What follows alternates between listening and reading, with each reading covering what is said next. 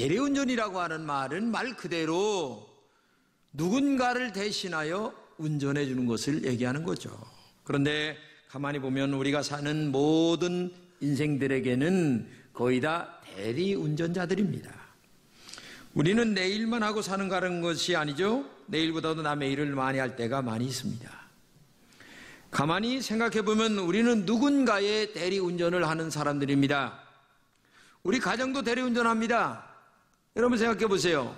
남편이 하는 일 따로 있고 아내가 하는 일 따로 있습니다. 옛날엔 그렇게 살았어요. 그런데 지금은 남편이 하는 일, 아내가 하는 일 다 구분돼서 하질 않아요.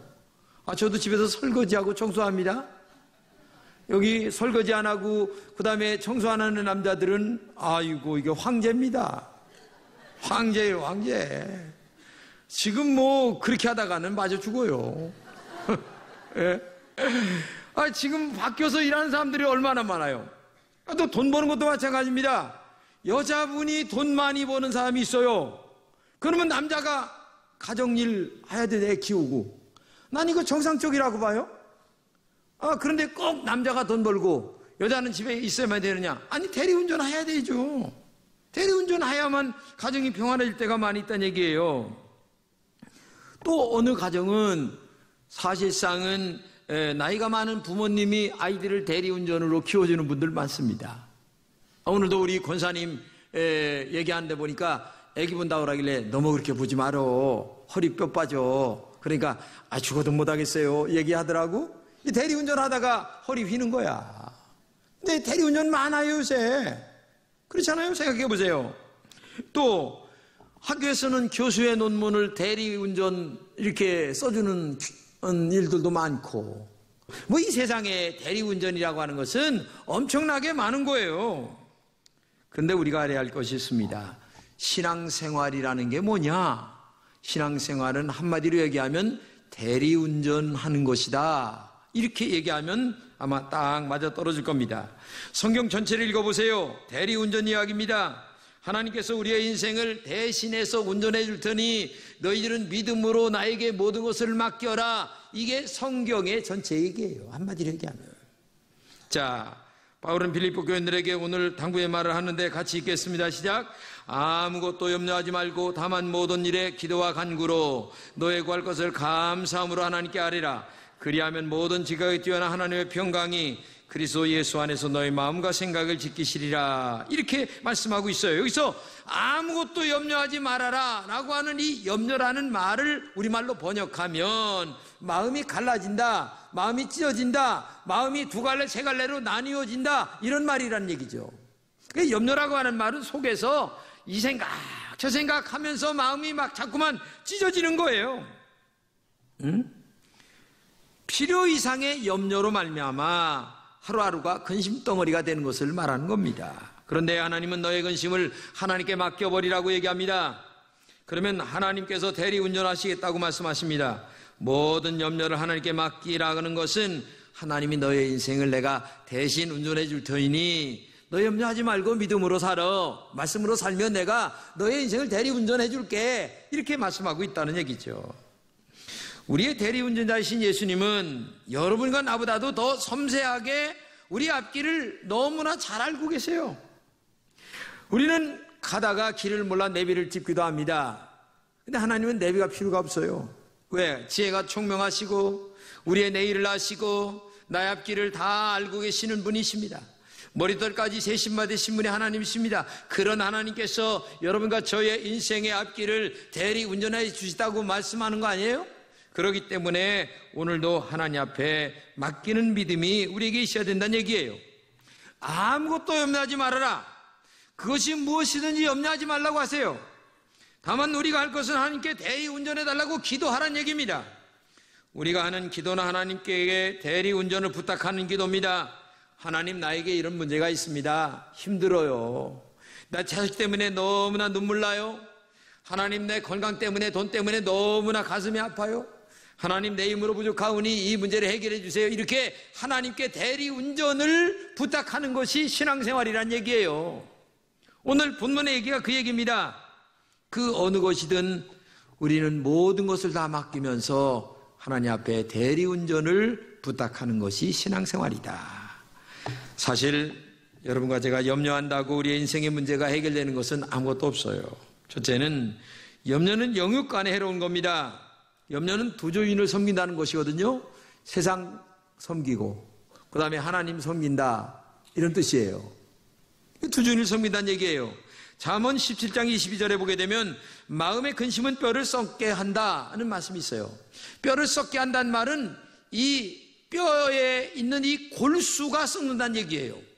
근데 골수가 썩는다는 말은 사실 우리가 피를 만들어내는 것이 골수에서 만들어내거든요.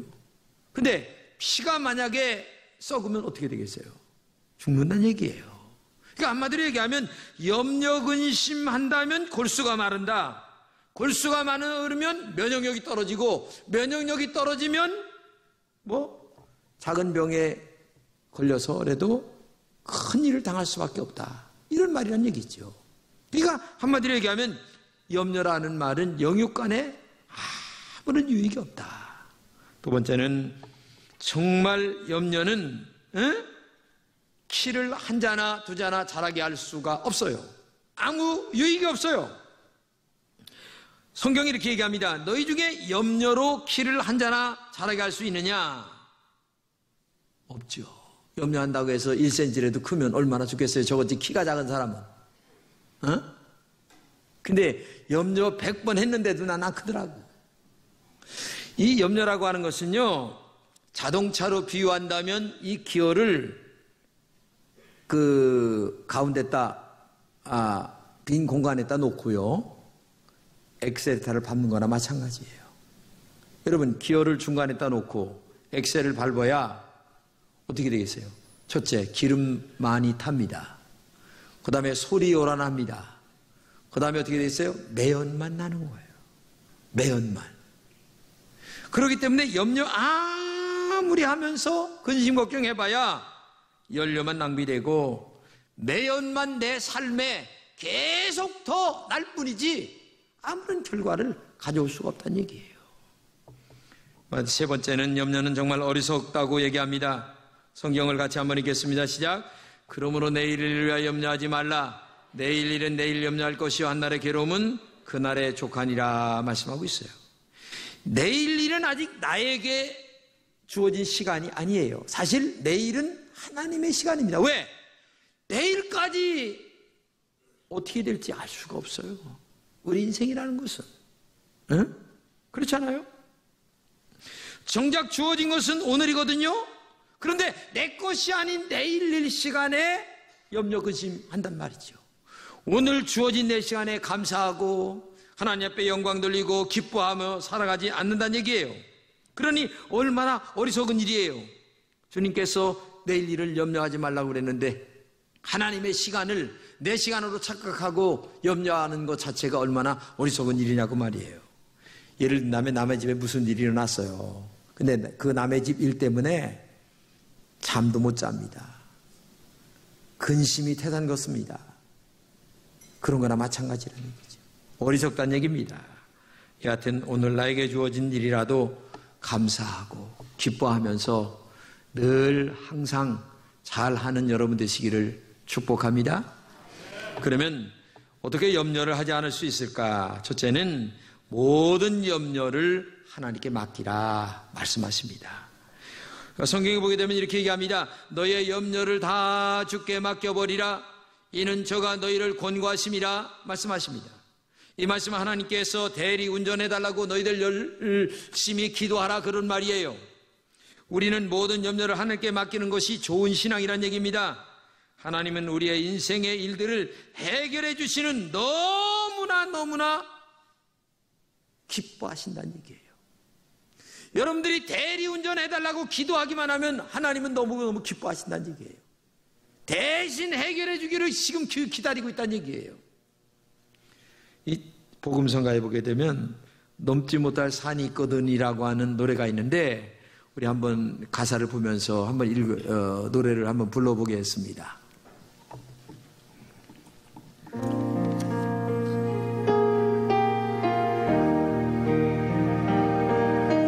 넘지 못할 산이 있거든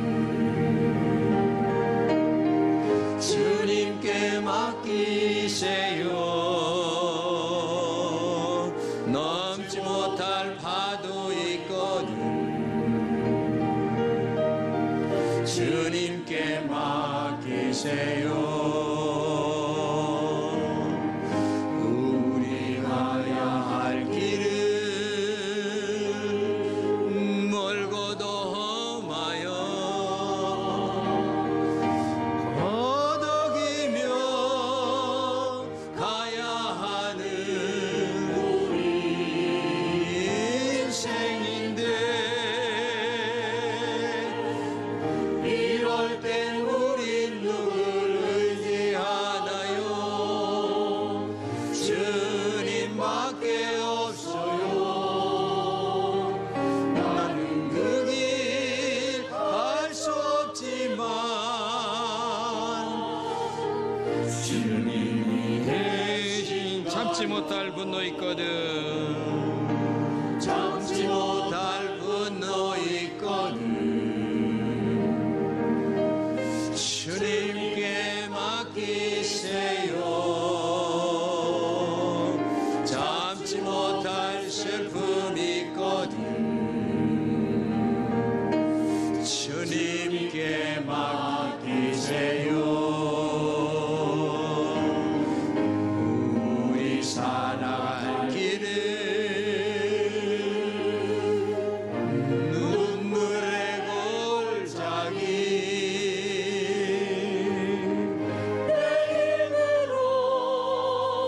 참지 못해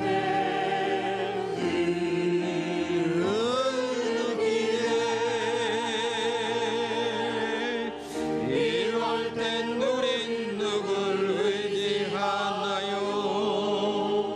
주님밖에 없어요. 나는 그 길 갈 수 없지만 주님이 계신가요? 사실 우리가 염려하는 것은 정말 주님을 의지하지 못하기 때문에 그런 거예요. 그러나 올바른 신앙은 우리의 모든 염려를 주께 맡기는 것입니다. 그래서 성경은 얘기합니다. 내 염려를 다 주께 맡겨버리라. 이 버리라고 하는 말은 이렇게 던져버리라는 얘기입니다. 하나님께서 나의 인생을 대리로 운전해 달라고 맡기면서 확실하게 의지해버리라는 얘기입니다. 어린아이가 어머니 품에 내려 뛰어 안기는 것처럼 하나님 앞에 우리의 모든 것들을 맡기고 믿음으로 살아가라, 그 말씀을 하고 있는 거예요. 우리가 염려하는 뒤에는 불신앙이 자리 잡고 있습니다. 정말 하나님께서 내 인생을 대리로 운전하여 주심을 믿는다면 모든 염려를 주께 맡기는 게 중요하죠. 모든 것을 맡긴다고 하는 것은 아무 일도 하지 말라는 게 아닙니다. 믿고 기도하며 내가 할 일을 묵묵하게 나가다 보면 하나님께서 우리의 모든 것들을 책임져 주신다는 얘기입니다. 더 열심히 일하라는 얘기입니다. 더 열심히 기도하라고 하는 얘기예요. 그러면 하나님이 우리의 모든 것들을 책임져 인도해 주시는 줄로 믿습니다. 사실 이 염려는 나의 행복을 빼앗아가는 강도와 같은 것입니다. 오늘을 제대로 살 줄 모르면서 내일을 염려로 신음하는 미련한 신앙생활 한 사람들이 너무나 부지기수예요. 그래서 주님은 아무것도 염려하지 말아라, 다만 감사함으로 기도해라, 이렇게 말씀하고 있잖아요. 여러분, 기도하는 여러분 되시기를 주님의 이름으로 축복합니다. 두 번째는 나는 하나님의 자녀라는 것을 결코 잊지 말아야 합니다. 마태복음에 보게 되면 예수님은 염려하지 말라고 하시면서 야, 공중에 나는 새를 보라, 들의 백합화를 보라, 염려한다고 키를 한 자나 키울 수 있느냐, 염려는 상황을 바꾸지 못한다, 우리의 믿음만 떨어질 뿐이다, 그러면서 이런 염려 저런 염려 모든 것 세상 사람들이 하는 것이니 세상 사람들처럼 하지 말고 너희들은 염려를 하나님께 맡겨라, 이렇게 얘기하고 있는 거예요. 우리에게는 자녀의 권세가 있습니다. 요한복음 1장 10절에 보게 되면 영접하는 자 곧 그 이름을 읽는 자들에게 하나님의 자녀가 되는 권세를 주었으니 말씀하십니다. 우리는 예수님을 구주로 영접함으로 하나님의 자녀가 되었어요.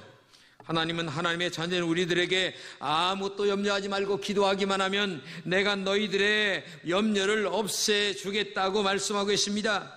기도하면 하나님께서 대리운전해 주겠다고 말씀하십니다. 하나님은 문제를 해결할 수 있는 능력과 지혜를 우리에게 주시기 때문에 염려하지 말고 그저 감사함으로 기도해라 그 말이에요.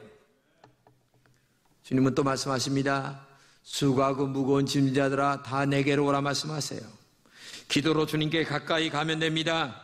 그러면 하나님께서 우리에게 좋은 것들을 넣어주십니다. 또 성경은 말씀하십니다. 공중나는 새를 보라. 저희들은 심지도 않고 거지도 않으며 전부께서 저희를 먹이신다 말씀하십니다. 그러면서 하물까 너일까 보냐? 하물며 너일까 보냐? 아니 공중에 나는 새들도 먹이는데 하물며 하나님의 형상으로 지음받은 너희들까지 왜 내가 책임지지 않겠느냐? 믿음이 적은 자들아 제발 나에게 대리운전 맡기고 기도하라. 지금 그거 말씀하고 있는 거예요. 더 나아가 또 이렇게 말씀하십니다. 너의 구할 것을 감사함으로 하나님께 아뢰라.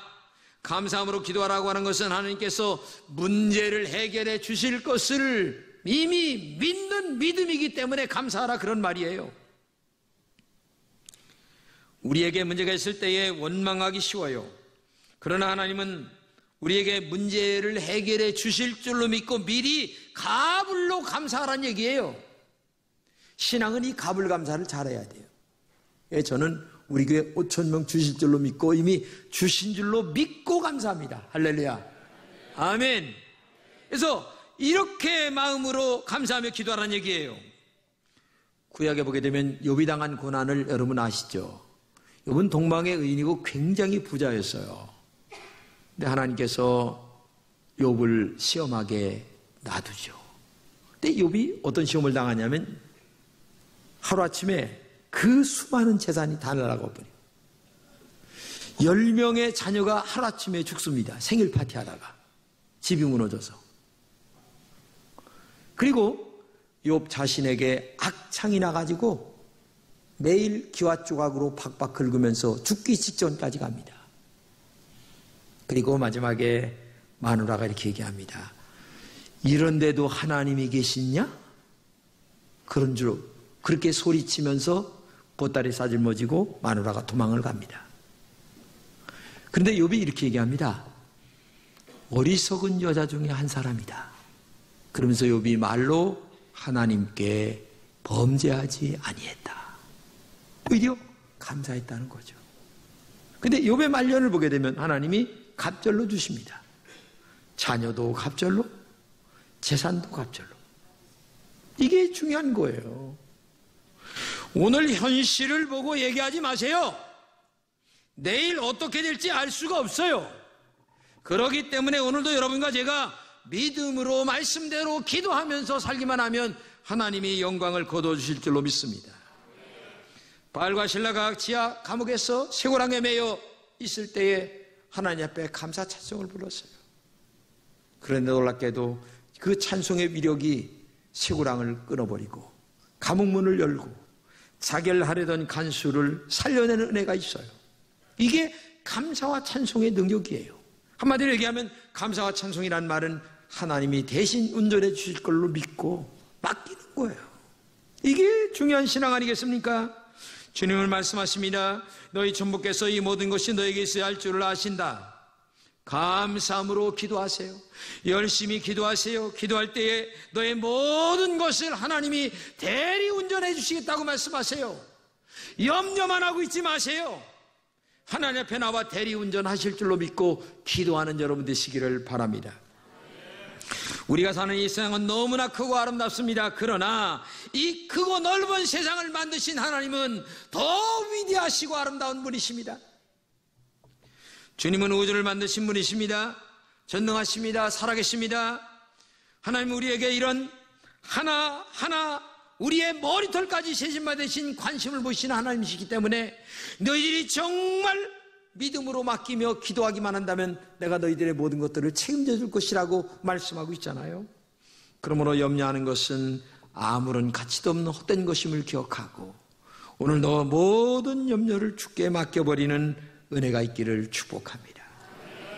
영국의 한 식물 공장에 가면 들어가는 입구에서부터 글이 써 있는데 이 실이 엉키면 빨리 공장장을 부르는 것이 최우선순위다. 이렇게 써놨어요. 그런데 처음으로 들어온 어느 여직공이 일을 하다가 이게 조금 엉켰어요. 별것 아닌 것 같아서 자기가 문제를 해결하려고 하니까 이게 더 엉켜버리고 마른 거예요. 그러니까 나중에 엉켜버리고 기계가 쓴 다음에 공장장을 부르니까 공장장이 달려와서 하는 말이, 너희 벽에 붙어 있는 글 못 봤냐? 문제가 있으면 제일 먼저 공장장을 부르라고 했는데, 그러니까 하는 말이, 별것도 아닌 거 어떠서 내가 해결하려고 하다 보니까 이렇게 됐습니다. 이 어리석은 사람아, 이 문제를 해결하는데 가장 많이 잘 알고 있는 사람은 공장장 나야. 나를 불렀으면 벌써 해결됐는데 왜 나를 안 불러서 기계를 멈추게 만드냐? 혼났다는 얘기 아닙니까? 그래요. 여러분, 우리가 가전제품 만들어서 사용하는데 고장나면 삼성 기사 부릅니다. LG 기사 부릅니다. 와서 백방 고쳐줍니다. 나를 만드신 하나님이 나를 너무나 잘 알고 계세요. 그렇기 때문에 모든 염려 근심 있을 때에 나의 주인 되시고 나를 만드신, 나를 너무나 잘 아시는 그 하나님께 맡기세요. 대리운전하도록 부탁을 드리세요. 기도하시기 바랍니다. 그러면 하나님이 역사하세요.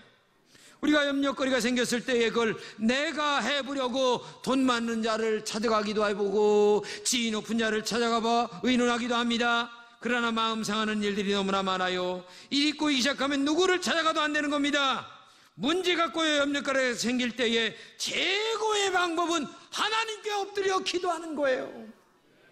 하나님, 내 인생을 대리운전해 주시기 바랍니다. 나는 너무나 부족합니다. 하나님 앞에 엎드려 기도할 때 하나님이 대리운전해 주실 줄로 믿습니다.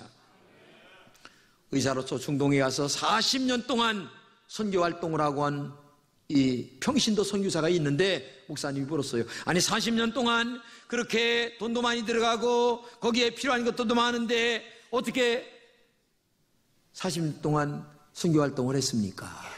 그러니까 이분이 하는 말이, 나는 후원자가 다 하나 있습니다. 그게 어디냐면 마태복음 6장 33절 34절인데 거기에 이렇게 말씀하세요. 너희는 먼저 그의 나라와 그의 의를 구하라. 그리하면 이 모든 것을 너에게 더하시리라 라고 하는 이 말씀 하나만 붙들고 오직 기도했더니 누구의 손길을 통해서, 까마귀의 손길을 통해서 하나님이 저의 40년을 살게 하셨습니다 하는 이야기를 하는 거예요. 그렇습니다. 믿음은 그래서 기적을 체험하는 거예요. 믿음은 그래서 하나님의 역사를 경험하는 거예요. 그래서 쉬지 말고 기도하고 엎드려 기도할 때마다 하나님께서 역사하실 줄로 믿습니다. 로마서 8장 32절을 같이 한번 읽게요. 시작. 자기 아들을 아끼지 아니하시고 우리 모든 사람을 위하여 내어주시니가 어찌 그 아들과 함께 모든 것을 우리에게 은사로 주지 않겠느냐. 여러분, 아들 누굽니까? 예수 그리스도를 십자가에 못 박으면서까지 우리에게 내어주신 그분이 아들보다 못한 너희들의 먹고 마시는 일들을 왜 책임져 주지 않겠느냐, 그 얘기예요. 그렇지 않아요? 이게 영원한 진리입니다. 그러기 때문에 엎드리세요.